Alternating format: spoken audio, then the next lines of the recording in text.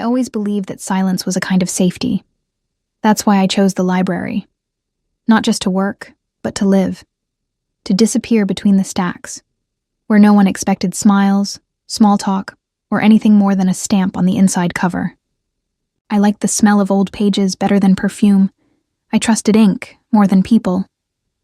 So when the man in the charcoal suit slid the envelope across the table and said in a voice as crisp as winter air, "Mr. Hale offers full coverage of your mother's medical expenses in exchange for a 12-month marriage commitment," I said nothing. Not yes, not no, just silence. Because what I heard wasn't a proposal, it was a sentence. The contract felt heavier than it should have. Legal paper, thick and cold. Somewhere between line 13 and 14, I stopped reading. No outside communication unless pre-approved. All residents within Hale Estate. Divorce not permitted. Within contract term. It wasn't a marriage. It was a gilded cage with a ring. "You don't have to sign today," the lawyer said gently. "But time is short. Your mother's condition. I'll sign." The words cut across the room like glass. My voice sounded foreign. Not mine. "You haven't even met Mr. Hale," he offered, unsure whether to be relieved or horrified. "That's the point, isn't it?" I said quietly. "This has nothing to do with knowing. Just owning." Dominic Hale didn't come to the signing. Of course he didn't. I imagined him too busy orchestrating empires to waste time watching a desperate woman exchange freedom for her mother's lungs. But his signature was already there. Bold. Sharp. As if the pen had sliced through the paper, like a scalpel. The car came at sunset, a sleek black vehicle with windows too dark to see through. The driver didn't speak, just nodded once and opened the door like I was someone important. Or fragile. We drove in silence. Each mile took me farther from everything familiar. My apartment, my library, my choices. The trees thickened, the sky darkened. Snow flurried like ash. I didn't cry. I didn't think. I just waited. The Hale estate was exactly what you'd expect from a man who bought his wife through lawyers instead of love. Enormous. Cold. Perfect. Iron gates opened automatically as we approached. The house itself rose like a castle out of the snow. White stone. Black. Windows. No lights on. The door swung open before I knocked. An older woman stood there, posture rigid, eyes sharp. "Miss Carter," she said. "Welcome to Hale House. I'm Mrs. Langley, the housekeeper. Mr. Hale is expecting you in your room." "In my..." I frowned. "Your quarters are on the east wing. Meals are prepared. You'll find your wardrobe has already been provided." She gestured toward the grand staircase. I turned back instinctively, as if I'd forgotten something in the car. But the door had already shut. Locked, by the sound of it. The room was beautiful, of course. In the way that museums are beautiful. Curated, distant, untouched. The fireplace crackled low. A fur throw was draped over a velvet chaise. The wardrobe smelled faintly of cedarwood and soap. But I couldn't shake the feeling that nothing inside this room really belonged to me. Not the clothes, not the books on the shelves, not even the breath in my lungs. I sat on the edge of the bed and waited. For what, I didn't know. Maybe to feel something, maybe to stop feeling everything. It was past midnight when the doorknob turned. I startled, stood too quickly, my fingers tightening around the bedpost. He didn't enter right away. Just stood in the doorway, a dark silhouette against the dim light. Dominic Hale. Even in shadow, his presence filled the room. Broad shoulders beneath a black coat, sculpted face cut from ice and marble, eyes sharp, unreadable. "Mr. Hale," I said, quietly. His voice was smooth and low. "Dominic will do." I nodded, though I wasn't sure why. He stepped forward slowly, just enough to let the light catch the edge of his jaw. "I won't force you," he said. "That was part of the deal." I didn't breathe. He continued, each word precise. "But you won't leave either, not until this contract is over." Not until I say so. He looked at me then, not as a stranger. Not even as a man looking at a woman, but as a collector looking at something newly acquired. I wanted to hate him. I wanted to scream. Instead, I said the only thing I could say without losing myself. I understand. He gave one small nod, then turned and walked away. The door clicked softly behind him, but it echoed like thunder. I laid down fully dressed, staring at the ceiling. Above me, a chandelier of glass leaves and iron thorns. Below me, sheets too soft to be comforting. Around me, silence so loud it howled. I'd stepped into this willingly. For her. But I knew I would never walk out the same. Because what he said wasn't a threat. It was a promise. I won't force you, but you won't leave either. It wasn't the locks that trapped me. It was how easily I stopped looking for the key. The morning came quietly, like an apology. Pale sunlight seeped through the sheer curtains, painting ghostly lines across the floor. Everything looked still. Too still, like a room staged for someone else's life. My first instinct was to run. Second, to pretend I hadn't thought that. The wardrobe opened with a soft creak. Everything inside was cream, gray, or navy. Cashmere. Silk. Nothing I'd ever wear, but everything that fit me perfectly. Down to the half-inch heel boots in my size by the dresser. No phone. No clock. Just the controlled quiet of a life not mine. Mrs. Langley reappeared just as I stepped into the hallway. "Breakfast is ready," she said, with a tight smile that didn't reach her eyes. "Do I eat with Mr. Hale?" I asked. "Mr. Hale does not dine in the mornings." Her pause was deliberate. "He believes in silence before noon." "Of course he does." The dining room was grand, long, cold. Chairs too many for 2 people. A table that could seat an army, and me, sitting at the far end, picking at poached eggs and toast I didn't taste. I didn't know what felt worse, the silence or the subtle luxury of it all. The way every chair creaked just slightly when I moved, the way even the air smelled curated, like cedar oil and polished silver. It was beautiful, immaculate, and completely wrong. After breakfast, Mrs. Langley handed me a key. Small, gold, delicate. "This opens the library. Mr. Hale mentioned your background." Something flickered in my chest, almost like relief. Books. Maybe that would help. The library was everything my childhood self would have dreamed of. 2 stories of dark oak shelves, ladders that slid smoothly along rail tracks, heavy armchairs, by the windows, and a skylight above pouring filtered light onto dustless spines. I ran my fingers across titles like they were old friends. Woolf, Austen, Poe, Bronte, Dickinson, even first editions. Even the smell was right. It was the first time since signing that contract that I exhaled without fear. Hours passed unnoticed. I read, wandered, watched the snow gather on the outer ledge, forgot, for a moment, that I was not here by choice. Then I saw it, high shelf, top left. No title on the spine, just black leather, smooth and unmarked. Curious, I climbed the ladder and pulled it free. Inside were photographs, not of places, not of landscapes, of women. One on a swing, laughing midair. One lying on a chaise, a wine, glass in hand. One in a wedding dress. And one, this one froze me, reading beside the fireplace. Same room I'd slept in last night. Same hair. Same profile. Not me. But like me. Too much like me. My stomach dropped. "You found Elena." The voice hit me like a sudden gust of wind. I turned. Dominic stood in the doorway, dressed in black again, his tie undone. No jacket.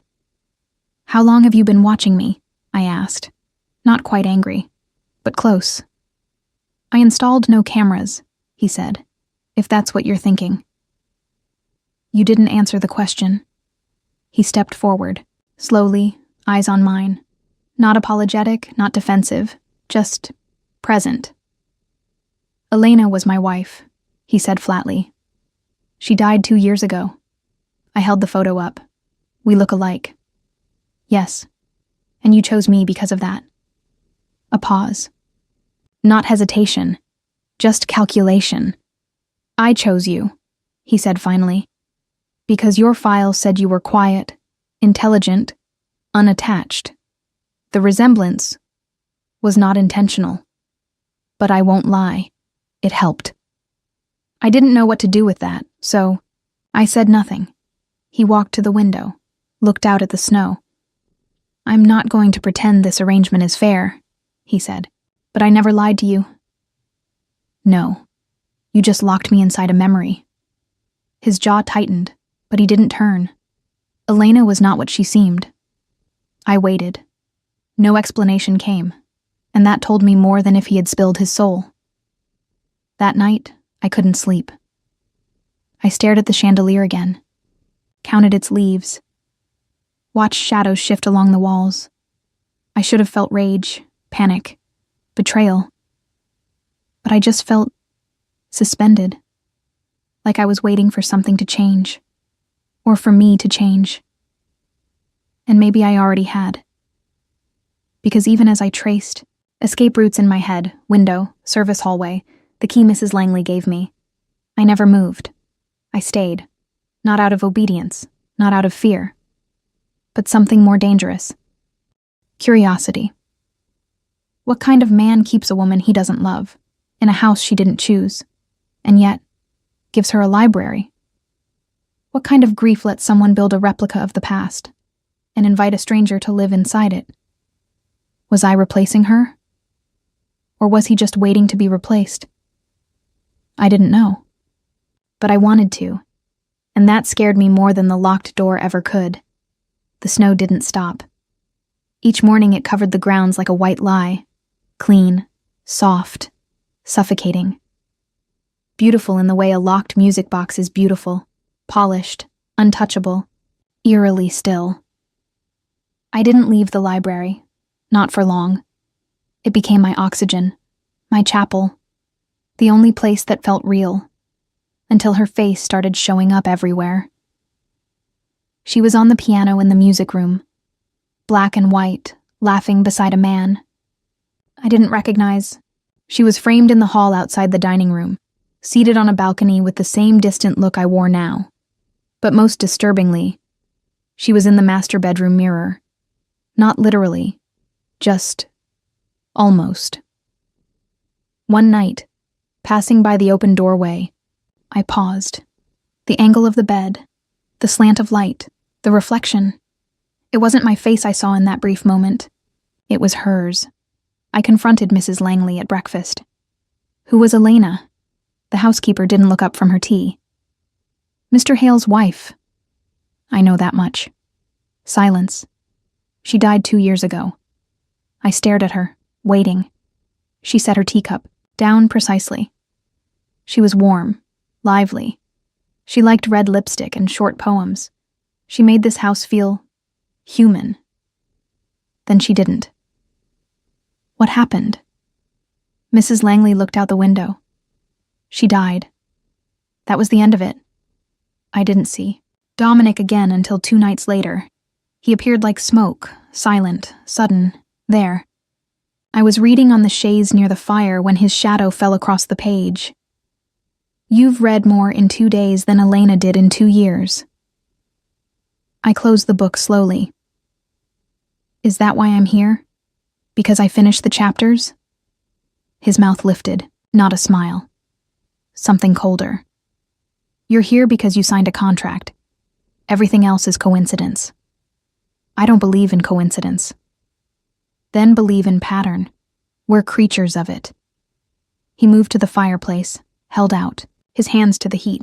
His cuffs were rolled back, exposing forearms marked with faded scars I hadn't noticed before. She used to sit there too, he said. I'm aware. I burned that chair, Bought a new one. I looked down. Looks identical.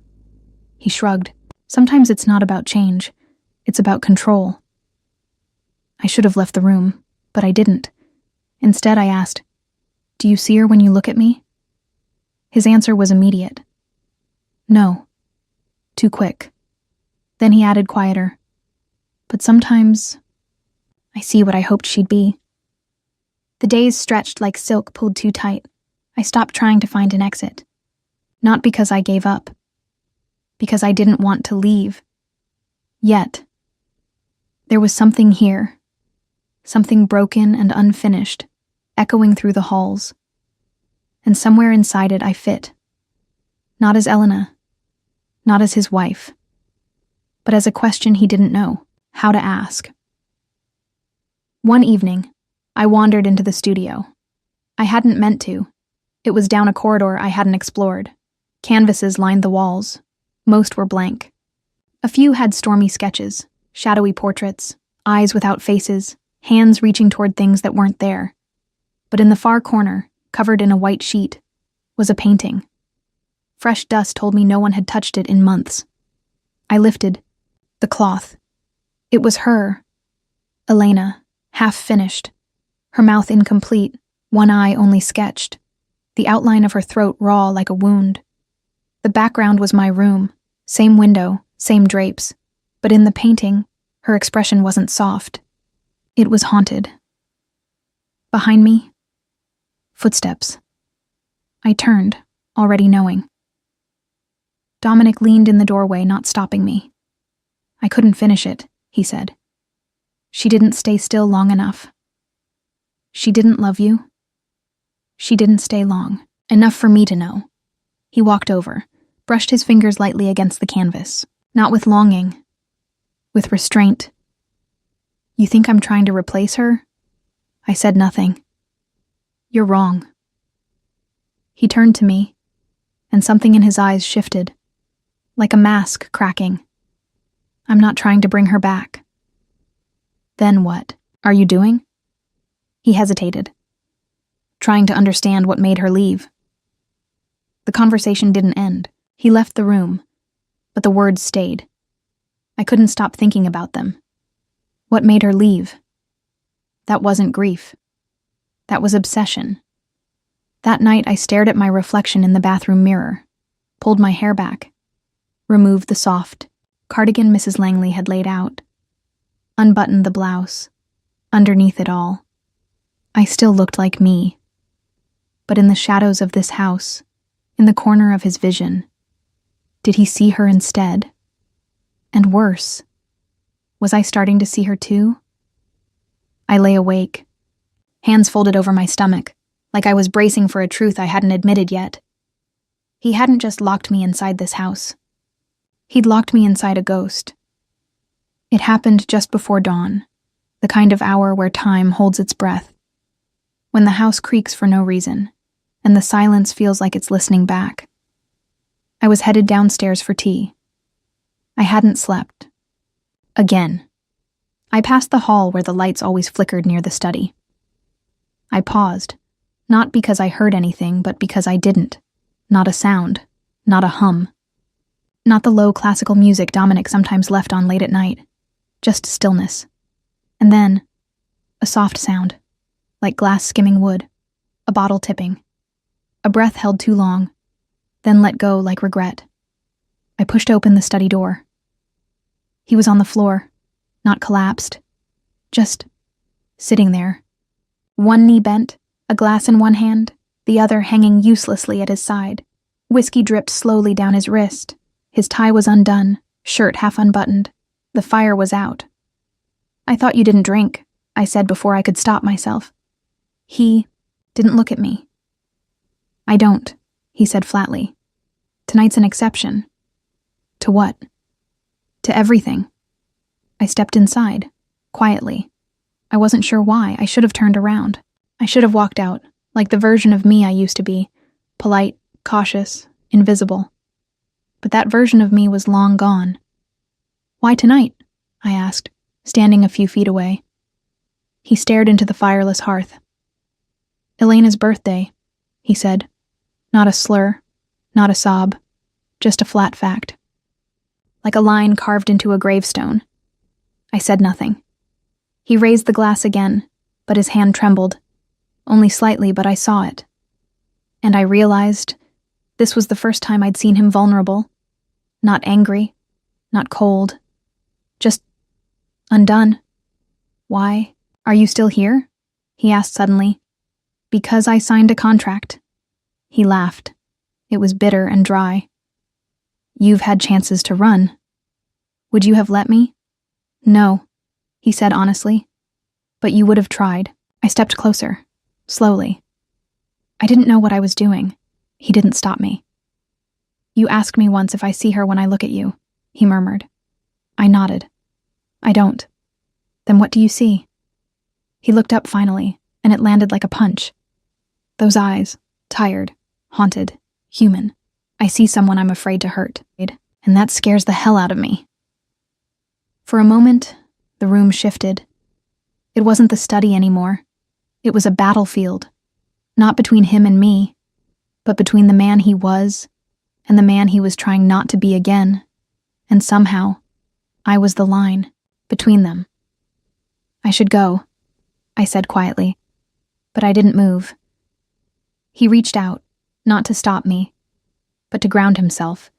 His fingers grazed my wrist. It was such a small thing, but I felt it everywhere.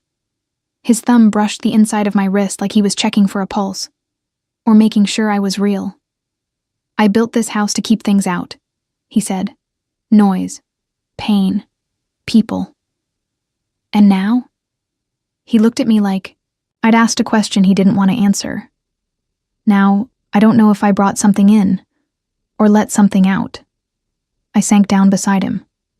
Not touching. Just near. The fireplace remained cold. The night, too. But we sat there. Two people, surrounded by all the things they didn't say. And for once, silence wasn't a prison. It was a bridge. Hours passed. Eventually, I dozed off, cheek against the armchair, knees pulled to my chest. When I woke, I was in my room again. A blanket over me, a glass of water beside the bed. No sign of him. But I knew he'd carried me. And that knowledge burned hotter than the fire ever could. Later that day, I passed him in the hallway. He didn't stop. Didn't speak. But as he passed me, he brushed his fingers, just lightly, along my shoulder. And it said everything he couldn't say. I remember. I meant it. I see you. I told myself not to feel anything. I reminded myself what this was. A contract. A transaction. A gilded cage with an expiration date. But cages don't hold people. They hold choices. And mine were starting to shift. The snow started to melt, just barely.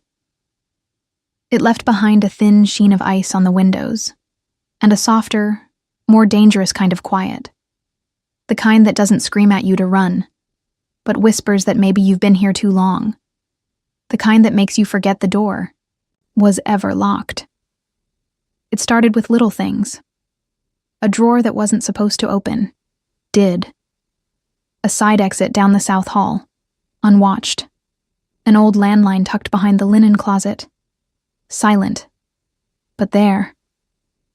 Dominic hadn't increased security. If anything, he'd grown distracted. He didn't avoid me anymore. But he didn't ask me to stay either. He simply lingered near, his silence no longer cold, just uncertain, like he was holding his breath in case I took mine and ran, but I didn't run. Not yet. I needed to understand why I was still here, whether it was for my mother, for myself, or for him. I kept a list in my mind. Things I would need if I left. A coat. The cashmere ones were his, not mine. Money. There was none. My bank account had been zeroed when the contract was signed. A way to get to town. The car was always locked. The driver never spoke. And finally, a reason. A real one. Fear wasn't enough. Guilt wasn't either. I needed clarity, something to burn behind me so I wouldn't turn around. That reason came in the form of Gregory Hale. I met him by accident. I'd wandered outside, coatless, stupidly, in a moment of restlessness. I only made it to the edge of the West Garden, when the voice stopped me cold. Well, so the ghost bride does exist. I turned sharply. A man leaned against the iron fence. Sharp suit, cheap cologne, smile like a wolf who's already eaten. Who are you? I asked, immediately wary. Gregory Hale, he said, offering his hand like a dealer showing a poisoned card. Dominic's uncle. Didn't know you were real. Figured he just invented you to keep the board off his back. My throat tightened. He smiled wider. So you don't know everything. Typical Dominic. Never trusts a woman with the truth. He told me more in 10 minutes than Dominic had in weeks. The contract, the inheritance clause, the board vote, the deadline. You're just a placeholder, Gregory said with casual cruelty. A name on a paper. Once the fiscal year ends, he'll be free to file annulment, claim full ownership of the company, and you... He brushed imaginary lint from his sleeve. You'll be released, just in time to realize he never wanted you at all. I didn't speak, didn't flinch, but something inside me burned. When I returned, Dominic was in the foyer, coat in hand, phone at his ear. He turned when he saw me. His eyes flicked over my bare arms, red from cold. You went outside. I didn't answer. His jaw tensed. It's not safe to leave the grounds without me. Oh, I noticed. Your family seems very welcoming. He froze. Then, Gregory was here? I didn't reply. He didn't need me to. He followed me up the stairs. Whatever he told you. He told me the truth, I snapped. Dominic stopped at the top step. His voice dropped. No. He told you the part that hurts the most. I turned. I'm just a pawn, aren't I? A warm body to meet a deadline. A convenient echo of the woman you actually lost. His face twisted, pain flaring across it. But he didn't deny it. And that hurt more than anything. I walked into my room and slammed the door. For the first time since I arrived, I cried. Not because I wanted to leave, but because I didn't want to stay anymore. That night, I made my move. I waited until past midnight. The house was silent. Even the fireplace had gone cold. I dressed in the simplest clothes I had, black slacks, gray sweater, and slipped out barefoot. I padded silently through the west hall, toward the linen closet. The phone was still there.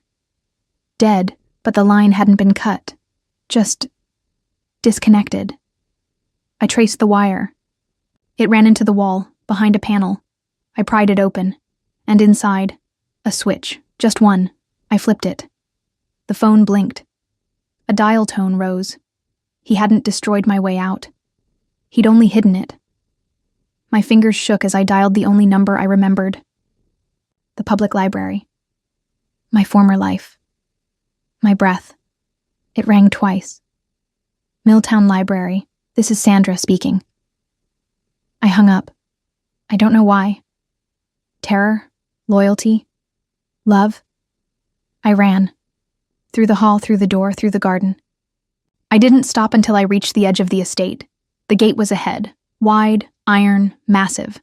I gripped the code pad. Tried my birthday. My mother's. Elena's. Nothing. Then behind me. Footsteps. Slow.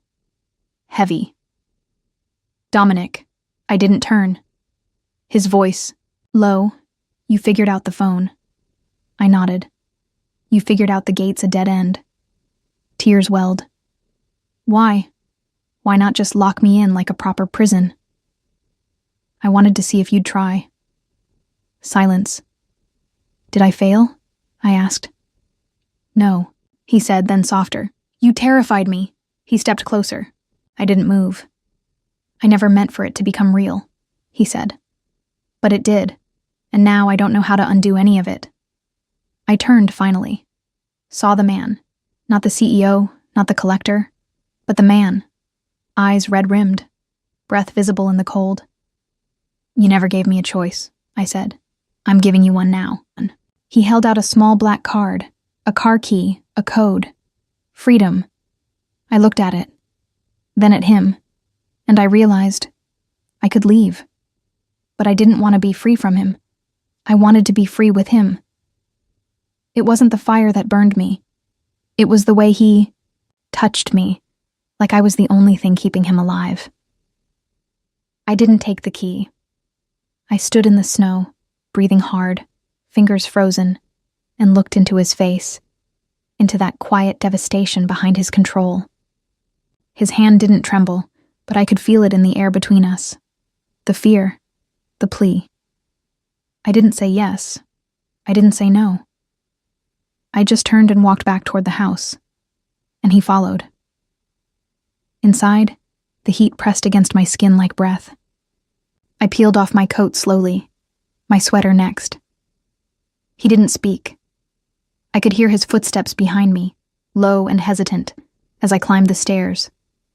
Each step felt like a decision. Each silence, an answer.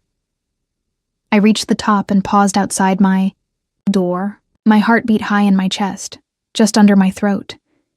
He stopped a few feet back. "I never wanted to own you," he said. I turned. "Then what did you want?" His voice was hoarse, low. "To stop feeling like a man made of stone." I opened the door, walked inside, left it open. He came in quietly. His coat was still damp from the snow. He looked taller in the dim light, more human, less untouchable. And I could see, finally, the weight he carried in his shoulders. The room was warm, but I was shaking, not from cold, from knowing, from wanting. I didn't wait for him. I stepped forward first, slid my hands to his chest, the wool of his coat rough under my fingers. His breath hitched. Not because I touched him, but because I touched him like I meant it. Like I saw him. Not his money, his past, or his shadows. Just the man. He moved slowly, deliberately, as though afraid to break me.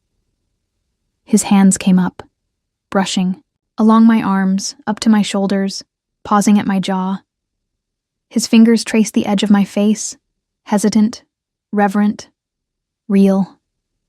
"Emma," he said softly, almost like a prayer.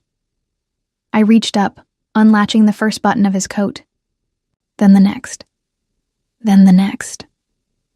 The coat slid to the floor. His shirt was already damp from snow, clinging to his body. Sharp lines, heat beneath cold fabric. My palms flattened over his chest. I could feel his heartbeat, fast but steady. Like he was holding back a storm. He touched the hem of my blouse. Paused. "May I?" I nodded. He lifted it carefully, not rushed, like unwrapping something precious he wasn't sure he deserved. The air between us tightened. Every inch closer was a question, and every answer was in the way we didn't pull back. He kissed me, slow, deep, aching. No hunger, just gravity. My fingers curled into his shirt. His mouth moved from mine to my throat, and I let go. Let go of fear, of questions, of whatever this was before it became real. We moved to the bed. He laid me down gently, watching me, reading every breath. His hands slid under the waistband of my pants, drawing them down with careful fingers. His mouth followed. Kisses mapped across my stomach, my hips, the inside of my thigh. There was nothing passive about it. He worshipped me like he'd never touched a woman before, or like he'd forgotten how and was remembering with me. When he finally entered me, it wasn't with force, it was with surrender. A slow, deliberate claiming, not of my body, but of space, of belonging, of trust. I arched under him, gasping as he moved. Steady, deep. His hand cradled the back of my neck as his lips found mine again, And again. His other hand tangled in my hair, pulling gently. I moaned into his mouth. The rhythm built. Not frenzied, but urgent. A tempo we couldn't unfeel. He whispered my name. Broken. Reverent. And when I came apart beneath him, I felt something shatter in him too.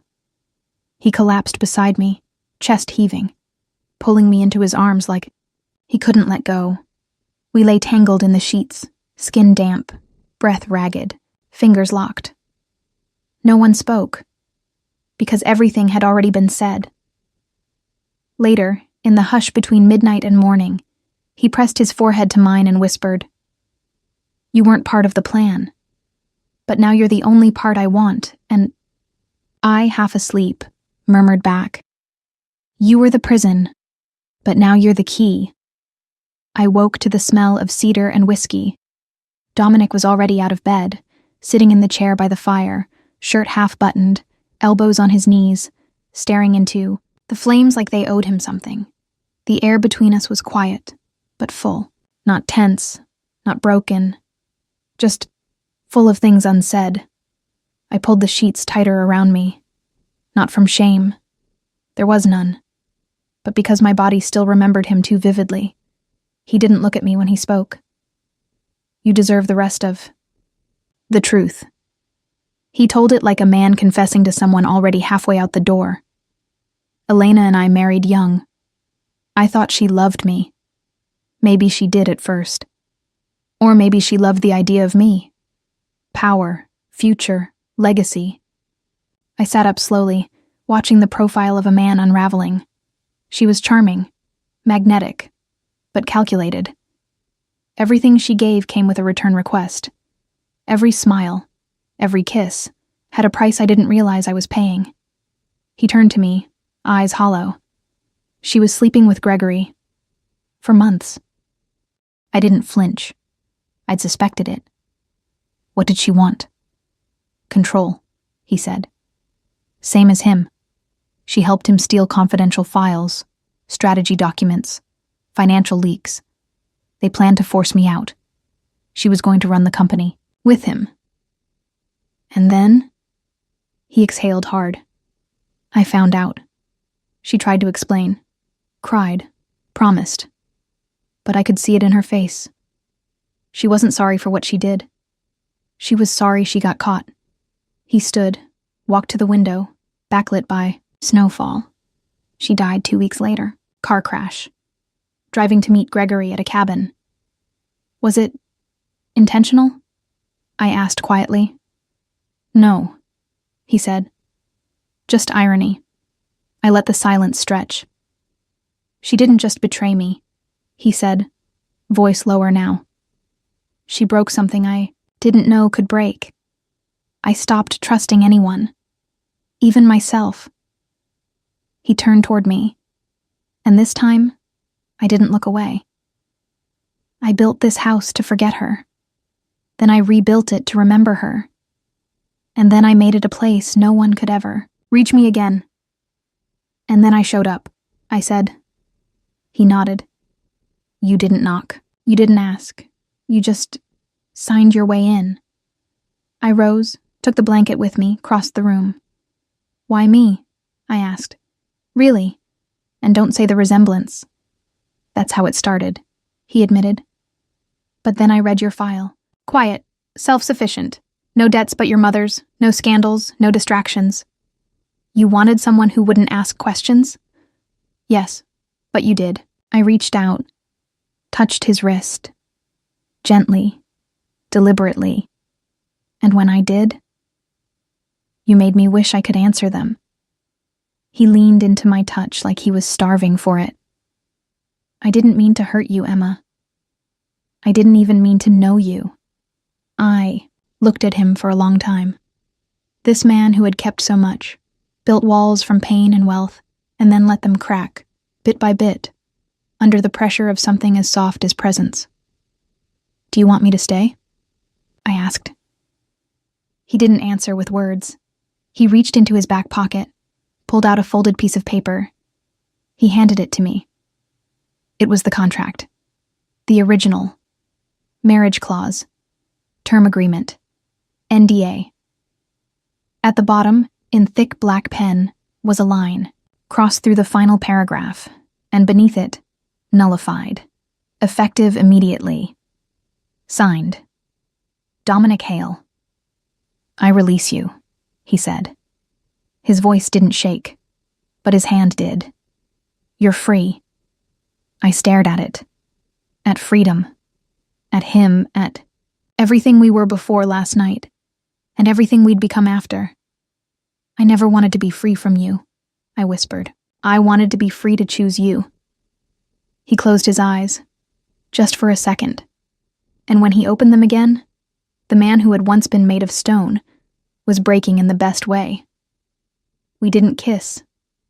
Not right then. We just stood there. Bare. Honest. New. Later, I sat by the fire, wrapped in his coat, the contract burning slowly in the hearth. Ash curled like paper wings floating upward. He came up behind me, pressed a kiss to the crown of my head, and for the first time, this house felt like a home, not a prison. The snow melted the day I decided not to leave. Not completely, but enough to reveal the gravel beneath the ice. Enough to remind me that seasons end. That cold gives way to something else, something softer. We stood in the greenhouse. It had been abandoned for years, covered in dust, vines long since curled into themselves like forgotten promises. But Dominic said he wanted to show me something. We walked through glass corridors still slick with condensation. He pushed open the inner door with more reverence than I expected. Inside, a row of withered lavender, a few dead violets, soil that hadn't been touched in seasons. I thought maybe, he said, glancing down, you'd want to grow something of your own. My throat tightened. He wasn't offering flowers. He was offering roots. I chose the violets. We knelt side by side in silence, fingers buried in soil. He didn't guide me, didn't correct, just worked beside me. An equal, finally. It felt ordinary, sacred, like we weren't building a garden, but rebuilding each other. That afternoon, I wrote my mother a letter. My first real contact with the outside world since I'd arrived. I didn't tell her everything, just enough, that I was safe, that I was okay, that I'd chosen this place, this man, this life. 3 days later, I sat in the grand dining room, for the first time, Dominic across from me. He looked lighter, still sharp-edged, still severe, but something had lifted. The storm behind his eyes had settled into a steady sea. We spoke over roast chicken and wine, about books, about the company, about what it meant to start over. You could walk away at any time, he said, running a finger along the rim of his glass. I could, I said. But I'd miss the way you water plants like you're apologizing for something. I'd miss Mrs. Langley pretending she doesn't eavesdrop. I'd miss you, in that god-awful gray coat, standing in the snow like a man still waiting to be punished. He blinked and then, slowly, smiled. Stay then, he said. I already have. The next morning we got dressed in silence. Not out of awkwardness, but intimacy. His movements mirrored mine like we'd done this forever. Outside, the driveway filled with dark cars, suits, lawyers, the board of directors. It was the final vote. The last piece of the contract Dominic had built his world around. He walked into the meeting beside me, not in front. Beside, I wasn't there to be a symbol, or a loophole, or a shield. I was there as his choice. When Gregory entered, Dominic didn't flinch. He let the man talk. Let him sneer. Let him pitch. Then Dominic slid the envelope across the table. Quiet. Final. Inside. Photos, dates, files. Evidence of Gregory's corporate sabotage. I gave you a chance to back off, Dominic said evenly. You didn't. Now I give you the door. Gregory turned to me as he left. I hope he's worth it. I met his gaze, steady. He is. We didn't celebrate. We didn't need to. Instead, Dominic took my hand and led me back to the greenhouse. The violets were beginning to rise, slow, uncertain, just like us. That night, curled in his arms beneath soft linen and firelight, he kissed my shoulder and whispered, "You're not mine because of a contract. You're mine because you stayed. And I'll spend the rest of my life earning that." I looked at him, truly looked, and said, "I don't need the door open anymore. Not when what's inside feels like freedom." Outside, the snow had stopped. Inside, everything had just begun. There's a kind of prison that doesn't have bars. It doesn't come with locked doors or metal chains. It comes with memory, with loss, with the lie we tell ourselves that healing is too risky. Dominic Hale lived in that prison, and Emma Grace Carter walked in, not with a rescue plan, not with a sword, but with quiet presence and the radical bravery to see someone hurting and stay anyway. This story was never just about a locked door. It was about what we do when the past controls the present. What happens when we lose trust, and in the name of survival, we build walls so high they become tombs, and then someone walks in, someone who sees through it. We live in a world where it's easier to leave than stay, easier to cut off than open up, easier to say, "I'm fine," than, "I'm scared you'll break me if I let you in." Dominic didn't need another perfect woman. He needed someone imperfectly honest. Emma didn't fall in love with power.